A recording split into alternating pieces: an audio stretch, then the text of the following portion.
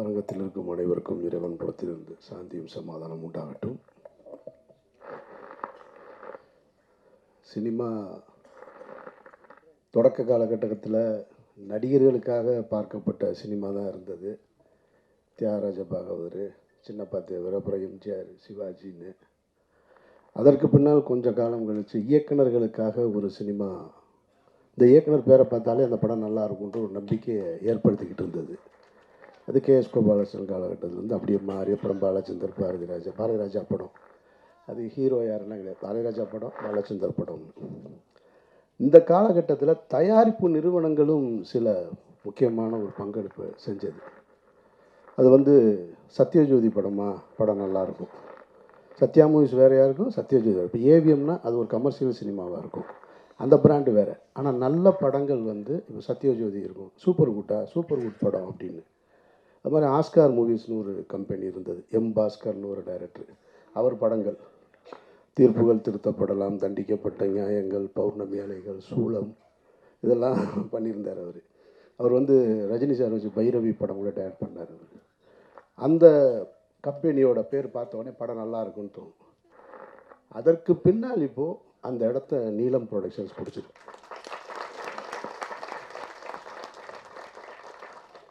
முதல்ல நீலம் ப்ரொடக்ஷன்ஸ்னு பேர் வைக்கும் பொழுது சரி, எல்லாரும் அவங்கவுங்க சினிமாவுக்குள்ளே தான் பிறந்த இடம், பிறந்த சமூகத்தை தூக்கி பிடிக்கிறதுக்காக வந்திருக்கிறாங்க. அந்த அடிப்படையில் ரஞ்சித்தும் நீலம்னு தூக்கி வச்சிட்டாரு, அப்படி தான் தோணுச்சு. அது தோணுற இயற்கை தானே. ஆனால் நீலம் ப்ரொடக்ஷன்ஸில் ஒவ்வொரு படைப்புகளையும் பார்க்கும் பொழுது ரஞ்சித் இந்த தலைமுறைக்கு அடுத்து வேறு ஒன்று கற்றுக் கொடுக்கணும்னு விரும்புகிறாருன்றது தெரியும். அவர் நினச்சிருந்தா வெறும் பெயரை ரஞ்சித் ப்ரொடக்ஷன்ஸ் கூட வச்சுருக்கான். ஆனால் நீலம்னு வச்சுட்டு அதில் இருக்கிற படைப்புகளை வரிசையாக பார்க்கும் பொழுது நீலம் ப்ரொடக்ஷன்ஸில் வர்ற எந்த படமும் சோட போகாத படமாக இருக்குது, ஒரு மரியாதைக்குரிய படமாக இருக்குது. அந்த வகையில் தான் இந்த பாட்டில் ராதா அமைஞ்சிருக்கிறத நான் பார்க்குறேன். ரஞ்சித்துக்கு என்னுடைய வாழ்த்துக்கள். இதே நீலம் ப்ரொடக்ஷன்ஸ் நான் சாகிற வரைக்கும் இந்த பெருமையோடு இருக்கணும் அப்படின்றது என்னுடைய ஆசை. ஏன்னா இடையில எல்லாம் செய்வாங்கன்னா, இந்த மாதிரி பேனர்ஸ்லாம் கடைசி காலகட்டத்தில் ஒரு சிக்கல் வரும்போது கண்ட கருமத்தையும் எடுத்துருவாங்க, கொஞ்சம் மாறிடுவாங்க. அப்படி ஒரு சூழலுக்கு போயிடக்கூடாது. இந்த குடியை பற்றிய படம் அப்படின்னோடனே நமக்கு முதல்ல எனக்கு நினைவுக்கு வர்றது, எம்ஜிஆர் சிஎம்மாக இருக்கும்போது ஒரு படம் எடுத்தார்.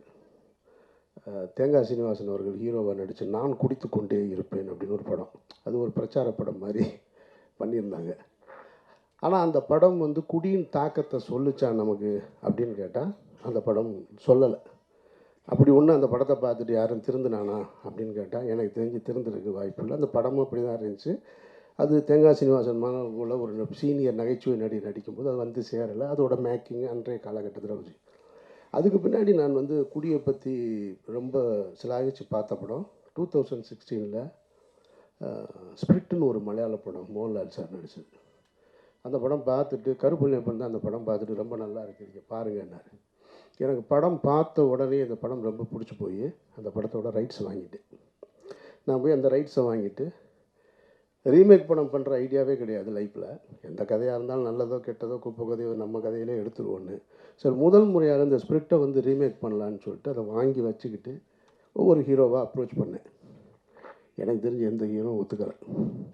இவ்வளவு மோகன்லால் சாரை விட இவங்க யாரும் பெரிய ஹீரோக்கள் கிடையாது இங்கே இருக்கிறவங்க. அப்படி இருந்துமே அவர் பண்ணினதை இங்கே ஒத்துக்க தயாராக இல்லை. சரி, நான் அதை அப்படியே வச்சுட்டேன்.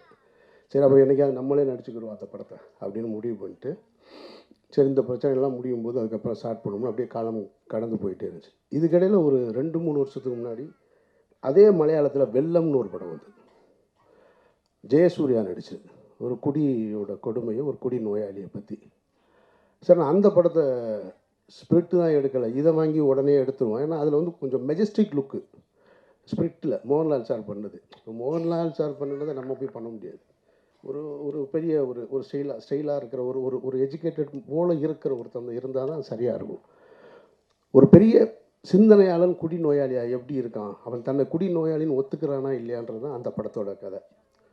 இது கரெக்டாக இருந்துச்சு. வெள்ளம் ஜெயசூர்யானோடனே சரி நம்மள மாதிரி தான் தாடி இடி வச்சுருக்காருன்னா அந்த படத்தை வாங்கலான்னு போய் கேட்கும்போது, வெள்ளத்துக்கு ஒரு காம்படிஷன் இருந்துச்சு, வேறு ஒருத்தர் யாரோ வாங்க போகிறாரு. ஏன்னா எனக்கு வந்து குடி வந்து ரொம்ப அது தெரிஞ்ச விஷயம். கொஞ்சம் அப்படின்னு தப்பிட்டேன், இல்லைன்னா நானும் ஒரு பாட்டில் ராதா தான். அங்கேருந்து வந்தவன் தான் நான். அதனால் அந்த படத்தை எடுக்க முடியல. அப்புறம் நானும் என்னோடய அசிஸ்டண்ட்டும் உட்காந்து இது ரெண்டுமே இல்லாமல் வேறு ஒன்று புதுசாக பண்ணலான்னு சொல்லிட்டு ஒரு கதை பண்ணணும். அது காரணம் என்னென்னா, எங்களோட ஃபேமிலியில் என்னோடய ஃபேமிலியில் ஒருத்தன் இருக்கான் இந்த மாதிரி. என்னோடய க்ளோஸ் ஃப்ரெண்டு ஒருத்தன் செந்தில்னு ஒரு நண்பன், இன்ஜினியரிங் காலேஜ் ஸ்டூடெண்ட்டு, ஸ்டேட்லேயே 6th வந்தவன். ஸ்டேட்லேயே 6th. அவன் நாசமாக போனது குடியில் தான். அதுலேருந்து மீளவே இல்லை. இது மாதிரி என்னோட பழகிய பல பேர் வந்து மீள முடியாத குடியின் அடிமையில் நின்று இருக்காங்க. என் காலேஜ் ஃப்ரெண்ட்ஸாக இருக்கட்டும், என்னோடய ஃபேமிலியில் ஒருத்தர் இருக்கான். அப்போ மதுரையில் நரிமேட்டில் ஒரு இதே மாதிரி டிஅடிக்ஷன் சென்டர் இருக்குது. அதை நடத்துகிறவனும் என் ஃப்ரெண்டு தான். அவன் முன்னாள் ட்ரக் அடிக்ட்டு, அவன் தான் நடத்துகிறாங்க. அந்த இடத்துக்கு தெரியும். அங்கே வந்து என்னோடய அந்த ரிலேட்டிவை கொண்டு போய் நான் சேர்த்துருக்கேன், அங்கே பார்த்துருக்கேன். அவன் சொல்கிறான் அவன் எப்படி இதை ஸ்டார்ட் பண்ணு. எனக்கு முதல்ல தெரியாது. நான் கொண்டு போய் சேர்க்கும்போது அவன் வந்து அமீரோட ரிலேட்டிவ்னு கொண்டு போய் சேர்த்துட்டோம். அவன் சொல்கிறான் என்னை தெரியல அவனுக்கு அப்படின்னா. தெரிலன்னா அவன் சொல்கிறான் ஒன்றா தான் நம்மலாம் குடிச்சிக்கிட்டு இருந்தோன்னு ஆரம்பித்து அவன் இந்த கதையை பூரா சொல்கிறான். என்னடா அண்ணே ரொம்ப மோசமாக போயிட்டேன், அதுக்கப்புறம் தான் இதை ஆரம்பித்தேன். அப்புறம் அதுக்கு இங்கே சைதாப்பேட்டையில் அதே மாதிரி ஒரு டிஅடிக்ஷன் சென்டர், அங்கேயும் நான் போயிருக்கேன் நான். அப்போ இதை வச்சு ஒரு கதை எழுதினேன். எழுதி வச்சாச்சு, பிகினிங் டு எண்டு. நானும் என்னோடய அசோசியேட் எழிலும் சேர்ந்து. அன்றைக்கி ரஞ்சித் கூப்பிட்டு இந்த படம் காமிக்கிறார், பார்த்து முடித்த உடனே தெரிஞ்சு அதை எடுக்க முடியாது அப்படின்னு. ஏன்னா அவ்வளவு சிறப்பாக எடுத்து முடிச்சிட்டாங்க பாட்டில் ராதாவில். இனி போய் நம்ம அதை எடுத்தோம்னா வேறு தான் எடுக்கணும். இனி போய் அதை எடுத்தோம்னா நான் வந்து தினகரனை பார்த்து எடுத்ததாக தான் இருக்கும் அந்த படம். அப்படி அமைஞ்சிருக்கு அந்த படம். எப்படி வந்து பாக்ஸிங்கில் வந்து இன்னொரு படம் எடுக்கலாமா அப்படின்னா அது சர்பேட்டை தான் ஞாபகத்துக்கு வரும். ஒரு மென்டல் அசைலம் இனிமேல் திருப்பி எடுக்கணும்னா சேது தான் ஞாபகத்துக்கு வரும். ஒரு தமிழ் தேசியவாதி ஒரு தீவிரவாதியை காட்டுக்குள்ளே கூப்பிட்டு போகணுன்னா அது விடுதலை தான் ஞாபகத்துக்கு வரும். ஒருத்தர் ஓடி போய் சற்றை இனிமேல் இறக்குனான்னா ரன்னு தான் ஞாபகத்துக்கு வரும். அதுபோல் டிஅடிக்ஷன் சென்டர்னு தமிழ் சினிமாவில் ஒரு படம் வந்துச்சுன்னா அது இந்த படத்தை தான் ஞாபகம். அப்படி ஒரு படம் அது மிகச்சிறப்பாக. அதாவது ஒரு ஃபஸ்ட் ஹாஃபை வந்து இவ்வளவு அழகாக என்கேஜ் பண்ண முடியுமா? ஏன் இங்கே சொன்னவங்க ஏன் சரியாக சொல்லலைன்னு தெரில. இது ஒன்றும் பிரச்சார படம்லாம் கிடையாது. இது பிரச்சாரம்ன்ற வார்த்தை நீங்கள் யூஸ் பண்ண வேண்டியதே இல்லை. Complete entertainment. மாறன்லாம் பின்னிருக்காரு ஃபஸ்ட் ஹாஃபில் எக்ஸ்ட்ரானரியாக. போகிற போக்கில் அதுவும் ஓபியில் டைலாக் டப்பிங்கில் போட்டிருக்காரு பாருங்க. அங்கங்கே நீங்கள் எங்கே உட்காந்துருந்தாலும் சரி. இதை நான் என்ன சொல்கிறேன்னா, நான் மிகைப்படுத்தி சொல்லலை. சமீபத்தில் இந்த படத்தை குட்லட்டில் பார்க்கும்போது மொத்த தேட்டர்லேயும் ஒரு ஆள் சிரிச்சுக்கிட்டே இருக்கான். படம் போட்டதுலேருந்து வெற்றிமாறன் தான், வேறு யாரும் இல்லை. சிரிக்கிறதுனா எப்படி இந்த லெவல்லாம் இல்லை. அவர் இப்படி தட்டுறாரு அப்படி தட்டுறாரு எந்திரிக்கிறாரு. என்னங்க இப்படி நான்லாம் சிரிப்புன்னு பேப்பரில் எழுதியிருந்தாலே சிரிப்பேன், இது என்னங்க இவ்வளவு அப்படின்றாரு. நானும் சிரித்தேன், ஆனால் இப்படிலாம் சிரிக்கலை. எல்லாரும் பார்க்குறாங்க, ஒருவேளை நக்கல் அடிக்கிறாங்க. உண்மையிலே அவ்வளவு சிறப்பாக இருந்துச்சு ஃபஸ்ட் ஹாஃபு. அந்த ஃபஸ்ட் ஹாஃபோட இன்ட்ரோல் பிளாக் ஒன்று இருக்குது. அந்த இன்ட்ரோல் பிளாக் வந்து இப்படி இந்த ஒரு படத்தை இன்ட்ரோல் பிளாக் வைக்க முடியுமா அப்படின்ற ஒரு இடத்த வந்து அந்த டைரக்டர் ஃபிக்ஸ் அந்த பையன் தான் நினைக்கிறேன். அவன் தானே? அதை நம்ம நல்லா பார்த்து வச்சுக்கோங்க. நான் விளையாட்டுக்கு சொல்லலை. அவன் இன்ட்ரோல் பிளாக்கில் ஒரு வேலை பார்க்குறான், மொத்த பேரையும் பயமுறுத்திட்டான். அவ்வளவு சிறப்பாக போயிட்டான். சரி, இப்படி ஒரு ஃபஸ்ட் ஹாஃப் வச்சுட்டு செகண்ட் ஹாஃப் என்ன இருக்கும் அப்படின்னு போனால் டெட் கான்ட்ராஸ்டாக ஒரு எமோஷன் படம் ஃபுல்லாக. இப்போ நமக்கு ஒரு டவுட் வந்துச்சு, இப்படி ஒரு ஸ்க்ரீன் ப்ளே எப்படி எழுத முடியும்? கம்ப்ளீட் என்டர்டெயின்மெண்ட்டாக இருக்குது. படத்தோட பிகினிங்லேருந்து இன்ட்ரோல் வரைக்கும் ஒரு இடம் கூட அவங்கள வந்து சும்மா இருக்க விடலை. ஜான் விஜயெல்லாம் வந்து அப்படி பிரமாதப்படுத்திட்டார். பிரமாதமாக அந்த கேரக்டரு. இதில் இந்த ட்ரெய்லரில் ஒரு ஷாட் வந்துச்சு இல்லையா, அதான் அவரோட இன்ட்ரோடக்ஷன் ஷாட்டு. அவ்வளவு அழகாக அவ்வளவு மெச்சூர்டாக. நான் சொன்னேன் இல்லையா மதுரையில் என்னோடய ஃப்ரெண்டுன்னு, அவன் கேரக்டர் தான் ஜான் விஜய் பண்ணியிருக்காரு. இந்த செகண்ட் ஹாஃப் என்னடான்னா அது வேறு ஒரு ஏரியாவில் இருக்குது, கம்ப்ளீட் எமோஷனில் இருக்குது. இப்போ லிங்கு சொன்னார் இல்லையா, அவன் போயிடக்கூடாதுன்னு. அந்த காட்சி இன்னொரு இடம். அதாவது புருஷன் எனக்கு காசு கொடுத்து அனுப்பிச்சிட்டு அந்த சஞ்சனா உட்காந்து சமைச்சிக்கிட்டு இருக்கிற ஒரு சீன் இருக்குது. அந்த சமைப்பாங்க, அந்த மீன் பொரிச்சிட்டு வச்சுட்டு பிள்ளைகளோட வந்துடுவான் அப்படின்னு. இந்த வரலேன்ட்டு போனவன் கூட 2 குடியானோட இந்த சைக்கிளில் போவான் பாருங்க. அப்படியே போயிட்டு நான் இந்த வந்துடுறேன்னு அதெல்லாம் நான் பார்த்துருக்கேன், நான் பார்த்துருக்கேன், வாழ்ந்திருக்கேன், எல்லாமே தெரியும். இந்த கேரக்டர் வந்து இப்போது குரு சோமசுந்தரத்தை தவிர தமிழ் சினிமாவில் இந்த கேரக்டர் நடிக்கிறதுக்கு நடிகனே இல்லை. நான் யாரையும் குறைத்து மதிப்பிட்டு சொல்லலை, நீங்கள் படம் பார்த்துட்டு நீங்கள் முடிவு பண்ணி சொல்லுங்கள். இவ்வளவு சிறப்பாக ஒருத்தன் பண்ண முடியுமா? பண்ணியிருக்காங்க. சரி, அவங்க ஹீரோயின் சஞ்சனா, அவங்க வந்து முதல்ல நமக்கு ஹீரோயின்னா வேறு மனநிலையில் தானே இருக்கும். அப்படி இருக்கணும்னு ஒரு கேரக்டராக சிம்பிளாக ஒரு நடுத்தர குடும்பம், ஒரு மிடில் கிளாஸு, அவங்க தன்னுடைய கணவன் எப்படி இருக்கணும்னு ஆசைப்பட்டாங்க, ஆனால் இருக்க முடியலை, அவனோட வாழ்ந்துக்கிட்டு இருக்கிறது. ஒரு கட்டத்தில் பிரிஞ்சுட்டு நான் அந்த சீனை ரொம்ப ரசித்தேன். இப்போ நம்ம எழுதுனா கூட அதை அவ்வளோ தைரியமாக எழுதுவோமான்னு தெரில. குரு சோமசுந்தரம் வந்து நான் திருந்திட்டேன் அப்படின்னு சொல்லி அவங்க வேற ஒரு லைஃப்பை தொடங்குறதுக்காக நின்றுட்டுருப்பாங்க. அப்படி நடந்து வரும்போது அவனை பார்த்துட்டு புருஷன் நிற்கிறான்னு பார்த்துட்டு அப்படி திரும்பி வருவாங்க. வந்தவுடனே நான் திருந்திட்டேன், நம்ம உன் கூட வாழணும்னு ஆசைப்பட்றேன், வீட்டுக்கு போகலாம் அப்படின்னோடனே நம்ம என்ன செய்வோம்? சரி வாங்க ஆக்கா, கணவனே கண் கண்ட தெய்வம், கல்லானாலும் கணவன் புல்லானாலும் புரிச்சு. செம்ம டைலாகு போடா நாயே, எக்ஸ்ட்ரானரி. நீ திருந்துவ, இதை நீ சொல்லுவ, நான் வந்து கேட்கணுமா? என் 10 வருஷ வாழ்க்கையை தொலைச்சிட்டேன்டான்னு ஒரு பொண்ணு சொல்கிற அந்த இடம் இருக்கு பாரு. எவ்வளவு கனவுகளோட இது போல் திருமணம் செஞ்சு வைக்கிறாங்க. ஏன்னா இந்த வார்த்தை நான் என் ஃப்ரெண்டோட ஒய்ஃப்கிட்ட கேட்டேன். நான் இன்றைக்கி அந்த பொண்ணுங்க 2 பேருமே காலேஜ் படிக்கிறாங்க, ஒருத்தவங்க துபாய் போயிட்டாங்க. கல்யாணம் ஆன நாள்லேருந்து ஒருத்தன் போராடிருக்கான். ஒரு பொண்ணு போராடி போராடி போராடி அவனை மீட்டெடுக்கவே முடியலை கடைசி வரைக்கும். எத்தனை டிஎடிஷன் சென்டர் கொண்டு போய் விட்டாலும் அங்கேருந்து ஒரு ஃபோன் போடுவான், அழுகுவான், நான் காலில் விழுகிறேன், என்னை மன்னிச்சிரு, நான் திருப்பி வந்துடுறேம்மா. வந்து ஒரு 10 நாள் தான் திருப்பி ஸ்டார்ட் பண்ணிடுவோம். அது அப்படியே போய் போய் அந்த மனைவி அந்த வார்த்தையை நான் வந்து அவங்கக்கிட்ட கேட்டேன். அது ரொம்ப சிறப்பாக பண்ணியிருக்காங்க. அதில் அவங்க படம் பார்க்கலன்னு சொன்னாங்க. படத்தோட எண்டு ஷாட் இருக்குது. செகண்ட் ஹாஃப் ஃபுல்லாக எமோஷன் தான். ஃபஸ்ட் ஹாஃப் நீங்கள் பார்த்துட்டு அந்த மூடுக்கு பார்த்தீங்கன்னா செகண்ட் ஹாஃப் இருக்காது. அந்த எண்டில் கிளைமேக்ஸில் ஒரு சிங்கிள் ஷாட் ஒன்று பண்ணியிருக்காங்க அவங்க டைலாக் டெலிவரியோட. மிக பிரமாதமாக இருக்குது. எல்லா ஆர்டிஸ்ட்டுமே இதில் இவர் நல்லா நடிச்சிருக்காரு. மாறனெல்லாம் நான் ரசிச்சுக்கிட்டே இருந்தேன். மாறன் பேசுகிற டைலாக் எல்லாமே குட்டி குட்டியாக. ஜான் விஜய் அப்படி பார்த்துட்டு, ஜான் விஜயை நான் பெருசாக ரசித்ததில்லை, சார்பேட்டா தவிர. அவர் நானும் ஒரு படம் நடிச்சிருக்கோம், அந்த படம் பாதியிலே நின்றுச்சு. ஆனால் இந்த படத்தில் இவ்வளோ பிரமாதமாக அந்த ஸ்டேஷன்லேருந்து வெளியில் வரும்போது அவ்வளோ அழகாக வாழ்ந்திருக்காரு. ஒரு நல்ல திரைப்படம் அது உருவாக்கும் போது தனக்கான ஆட்களை, கலைஞர்களை சேர்த்துக்கிறோம். அதில் வந்து மாற்று கருத்தே இல்லை. அதுபோல் அப்படி சேர்த்துக்கிட்ட ஒரு நல்ல திரைப்படம் தனக்கான வெற்றியையும் சேர்த்துக்கிறோம். அதுக்கு யாரும் போய் சப்போர்ட் பண்ணணுன்ற அவசியம் இல்லை. பாட்டில் ராதா அப்படி ஒரு வெற்றியை சேர்க்கும்ன்றதை நான் உறுதியாக சொல்கிறேன். மற்றபடி சான்றோடன் பேசும்போது கைதட்டுங்க அப்படின்னாரு. உங்கள் பேச்சுக்கு இங்கே யாரும் கைதட்ட தயாராக இல்லை, உங்கள் பாட்டுக்கு தான் கைதட்டினாங்கல்ல எல்லாரும். அப்புறம் என்ன? இல்லை இல்லை, அதுதான் நீங்கள் கேட்காமலே வந்துருச்சு உங்களுக்கானது. ஸோ அதனால் எல்லாரும் மிகச்சரியாக பண்ணியிருக்க. இந்த படம் பார்க்கும்போது ஒரு குடி, ஒரு நோய் அப்படின்றத ஒருத்தர் உணரணும். இன்றைக்கி அந்த நோயின்னு உணராமல் பல பேர். இதை சீனிராமசாமி என்கிட்ட ஒரு முறை சொல்லியிருக்காரு. சார் அது ஒரு நோய் சார், அது குடி ஒரு நோய். அது நோயின்னு எவன் உணர்றானோ அவன் தான் சார் அதுலேருந்து வெளியில் வர முடியும். நான் ஒரு முறை ஒரு ஆட்டோவில் போகும்போது ஒரு ஆட்டோ டிரைவர் இதை என்கிட்ட சொன்னான். சார் நான் ஒரு பெரிய குடி நோயாளி சார், இப்போ நான் வந்து அதுலேருந்து வந்துட்டேன், ரொம்ப கேவலமான. அவன் சொல்கிறான், நான் ரொம்ப கேவலமானவன் சார், அவ்வளோ கேவலமான செயல்களை செஞ்சுருந்தேன் நான். அப்புறம் நான் கொஞ்சம் கொஞ்சமாக போய் அந்த கிளாஸுக்கு பேர் என்ன, ஏஏவா?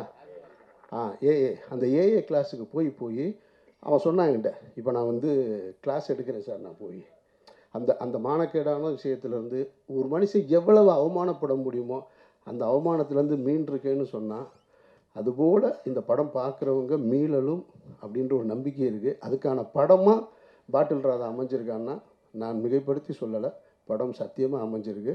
வாழ்த்துக்கள் ரஞ்சித் தன் குழுவினருக்கு, இயக்குனருக்கும் என்னுடைய நெஞ்சார்ந்த வாழ்த்துக்கள். நன்றி. எல்லாருக்கும் வணக்கம்.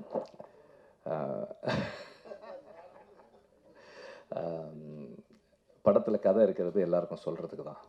அதனால் வந்து கதையை மறைச்சி வச்சு ஒன்றும் பண்ண முடியாது. கதையை சொன்னால் தான் எல்லோரும் வருவாங்க. எனக்கு வந்து இந்த பாட்டில் ராதான்னு டைட்டில் அனௌன்ஸ் பண்ணதுலேருந்தே வந்து இந்த படத்தை நான் கவனிச்சிட்டு இருக்கேன். காரணம் என்னென்னா, என்னோடய அசிஸ்டண்ட் கார்த்தி, அவர் ஒரு ஸ்கிரிப்ட் சொன்னார். அதை நம்ம ப்ரொடியூஸ் பண்ணலான்னு சொல்லி நான் பேசிகிட்டு இருந்தோம்.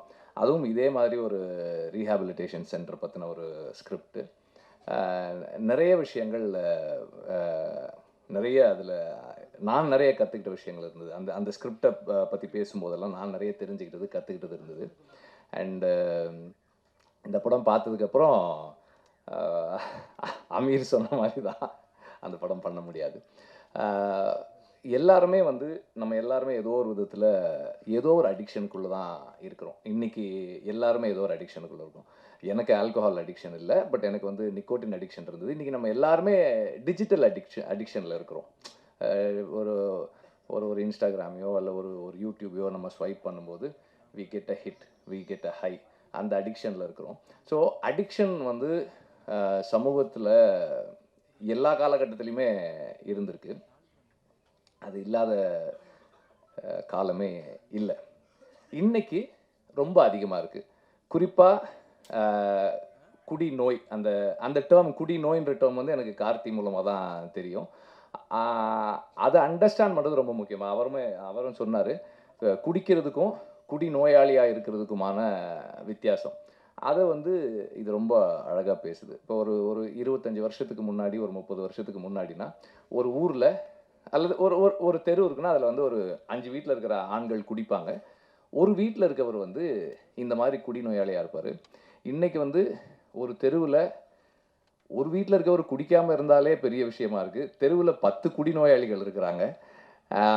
இந்த காலகட்டத்தில் பாட்டில் ராதான்ற ஒரு படம் வந்து it is a very personal story, but it has got a strong socio political relevance. இந்த மாதிரியான படங்கள் பண்ணுறது வந்து ரொம்ப அவசியம்னு நினைக்கிறேன். ஒரு ஒரு தனி மனிதனுடைய வாழ்க்கை it is a political expression தான். ஸோ அந்த அடிப்படையில் ஒரு தனி மனிதன் அவனுடைய குடிநோய்க்கு நம்ம வந்து எக்ஸ்கியூஸ் சொல்ல முடியாது, பட் இருந்தாலும் இன்றைய காலகட்டத்தில் இந்த படம் பேசுகிற அரசியல் ரொம்ப முக்கியமான அரசியலாக நான் பார்க்குறேன். ஒரு ஒரு டி அடிக்ஷன் சென்டர் என்னவா ஃபங்க்ஷன் பண்ணுது, என்னவா இருக்குது, அதுக்குள்ளே இருக்கிற சிஸ்டம் என்ன, அது என்ன மாதிரி ஃபங்க்ஷன் பண்ணுது, அதுக்குள்ளே என்னெல்லாம் இருக்குது. அப்புறம் ஒரு ஃபேமிலி ஒருத்தர் வந்து ஒரு அடிக்டாக இருக்கிறதால, அது எந்த விதமான அடிக்ஷனாக இருந்தாலும், ஒருத்தர் ஒரு அடிக்டாக இருக்கிறதால அவரை சுற்றி இருக்கிறவங்க என்னெல்லாம் இழக்கிறாங்க, அவருடைய நண்பர்கள் என்ன ப்ராப்ளம்ஸ் ஃபேஸ் பண்ணுறாங்க, அந்த ஃபேமிலி என்ன ப்ராப்ளம்ஸ் ஃபேஸ் பண்ணுது, இதை வந்து ஒரு வாழ்க்கைக்கு பக்கத்தில் ஒரு இன்ட்ரெஸ்டிங்கான ஒரு ஃபில்மாக சொல்கிறது வந்து ஒரு பெரிய சேலஞ்ச். அதை வந்து ரொம்ப சக்ஸஸ்ஃபுல்லாக பண்ணியிருக்காங்க. இப்படி ஒரு அமீர் சொன்ன மாதிரி ஒரு என்கேஜிங்கான narrative. At the same time this is a film of positive possibilities. இது வந்து ரொம்ப ரொம்ப ஒரு பாசிட்டிவான ஃபில்ம். இதில் வந்து எல்லாருக்குமே ரிடெம்ஷன் இருக்குது. எவ்வளவு டார்க்னஸில் இருந்தாலும், நீங்கள் எவ்வளவு கீழே போனாலும், நாம் நினச்சா நம்ம அந்த அந்த அதிலிருந்து மீண்டு வந்துடலான்னு சொல்கிற ஒரு படம் இது. ரொம்ப முக்கியமான விஷயம். ஏன்னா எப்போவுமே நம்ம நிறைய சந்தர்ப்பங்களில் பார்க்குறோம், ஒரு நம்பிக்கை இந்த மாதிரி குடிநோயாளிகளோ இல்லை ஏதோ எந்த அடிக்ஷனில் இருந்தாலும் அவங்களுக்கு வந்து அந்த நம்பிக்கை போகும். நம்மளால் முடியுமா, நம்மளால் முடியாது, நம்மலாம் எப்படி பண்ண போகிறோம். அப்போ அந்த அந்த அந்த ஆல்கஹாலிக் அனானிமஸில் அந்த ஓப்பன் ஷேரிங்னு ஒன்று சொல்லுவாங்க. அந்த ஓப்பன் ஷேரிங் தான் வந்து அவங்களுக்கு அந்த கான்ஃபிடென்ஸ் கொடுக்கும்னு சொல்லுவாங்க. ஸோ அந்த மாதிரி இந்த படமே வந்து ஒரு ஒரு குடிநோயாளியினுடைய ஓப்பன் ஷேரிங் தான் நினைக்கிறேன். So it is going to create a big impact in the society. At the same time இந்த படத்தினுடைய அந்த டெக்னிக்கல் ஆஸ்பெக்ட்ஸ் அப்புறமா இன்னொரு டைம் சொல்லலாம்னு நினைக்கிறேன். ஆனால் இந்த படத்தோட காஸ்டிங் பற்றி சொல்லி ஆகணும். இந்த படத்தில் இருக்கிற ஒவ்வொரு நடிகரும் வந்து இந்த படம் ஒரு ஒரு சினிமா இல்லை, இது வந்து நம்ம நம்ம லைஃப்பில் நடக்கிறது, நம்ம தெருவில் நடக்கிறது, நம்ம அண்ணனுக்கு நடக்கிறது, நம்ம தம்பிக்கு நடக்கிறது, நம்ம அப்பாவுக்கு நடக்கிறது அப்படின்னு நம்மளை உணர வைக்கக்கூடிய அளவுக்கு அவ்வளோ ரியலிஸ்டிக்காக இருக்குது காஸ்டிங். எல்லாருமே வந்து மிக பொருத்தமான சாய்ஸஸ். அங்கே அங்கே அந்த அந்த ரீஹாபிலிட்டேஷன் சென்டரில் இருக்கிறவங்களா இருக்கட்டும், அந்த தெருவில் இருக்கிறவங்களா இருக்கட்டும், ஒவ்வொரு நடிகருமே வந்து அவ்வளோ பொருத்தமாக இருக்காங்க. அண்ட் எல்லாருமே அவ்வளோ கன்வின்சிங்காக அந்த ரோல்ஸ் பண்ணியிருக்காங்க. ஸ்பெசிஃபிக்காக சொல்லலை இவங்க அவங்கன்னு, பட் பட் எல்லாருமே அவ்வளோ சிறப்பாக பண்ணியிருக்காங்க. இது அண்ட் பீயிங் அன் ஆடியோ லான்ச்ன்றதால மியூசிக்கும் நான் சொல்லிடுறேன். ஒரு எப்படி ஒரு ஒரு ஹார்ட் பீட் மாதிரி இருக்குது. எங்கேயுமே நம்ம வந்து அதை ஃபீல் பண்ண முடியல. ஆனால் அது இல்லைன்னா நமக்கு என்ன ப்ராப்ளம்ஸ் இருக்குமோ அந்த அளவுக்கு இருக்குது. பேக்ரவுண்ட் ஸ்கோரு பியூட்டிஃபுல்லாக பண்ணியிருக்காரு. சாங்ஸ் நம்ம கேட்டோம், நல்லாயிருக்கு. ஒவ்வொருத்தருமே அவங்க ஜாபை சரியாக செஞ்சுருக்காங்க. அது வந்து அது டைரக்டரோட கிரெடிட் தான். Exceptional work as a writer and as a film maker. ஏன்னா ஒரு ஒரு கன்ஃபைன்டு ஸ்பேஸ்க்குள்ளே ஆடியன்ஸை என்கேஜ் பண்ணுறது, இன்றைக்கி இருக்கிற நிலைமையில் ஆடியன்ஸை என்கேஜ் பண்ணி வைக்கிறதும் அவங்கள எமோஷ்னலாக மூவ் பண்ணுறதும் வந்து ஒரு ஒரு பெரிய சேலஞ்ச். அது வந்து ரொம்ப சக்ஸஸ்ஃபுல்லாக பண்ணியிருக்காங்க. I was very engage. Aamir சொன்ன மாதிரி நான் ரொம்ப என்கேஜாக இருந்தேன் இந்த படத்தில். அண்ட் ஒவ்வொரு கேரக்டரும் அவங்களோட எனக்கு உணர்வுபூர்வமான ஒரு ஒரு ஒரு கனெக்ட் இருந்தது. எல்லாத்துலேயும் ஏதோ ஒரு இடத்துல என்னுடைய நண்பர்களையோ என்னையோ அல்லது எனக்கு தெரிஞ்சவங்களையோ நான் என்னால் பார்க்க முடிஞ்சுது. அது அந்த ஒய்ஃபாக இருக்கட்டும், அந்த குழந்தைகளாக இருக்கட்டும், அந்த அந்த அந்த பாட்டில் ராதான்ற கேரக்டராக இருக்கட்டும், அவனோட ஃப்ரெண்ட்ஸாக இருக்கட்டும், எல்லாருலேயுமே வந்து ஏதோ ஒரு இடத்துல நான் வாழ்க்கையில் சந்தித்த நபர்களை என்னால் பார்க்க முடிஞ்சுது. அந்த அளவில் அந்த writer and the director have succeeded. And இப்படி ஒரு படத்தை ப்ரொடியூஸ் பண்ணதுக்கு முதல்ல பலூன் பிக்சர்ஸுக்கும் ரஞ்சித்துக்கும் என்னுடைய பாராட்டுக்கள். இது இது வந்து இந்த மாதிரி ஃபில்ம்ஸ் வந்து ஸ்டார்ட் பண்ணும்போதே வந்து இது மெயின் ஸ்ட்ரீம் இல்லையே அப்படின்ட்டுருவாங்க. ஆனால் மெயின் ஸ்ட்ரீமுடைய biggest factor is identifiable element. இதில் இருக்கிற அந்த எல்லாத்தையுமே நம்ம வந்து இந்த கதாபாத்திரங்களை நாம் எவ்வளோ ஐடென்டிஃபை பண்ணிக்கிறோன்றது தான் இந்த படத்தினுடைய சக்ஸஸாக இருக்கும்ன்றதை நான் உறுதியாக நம்புகிறேன். நன்றி.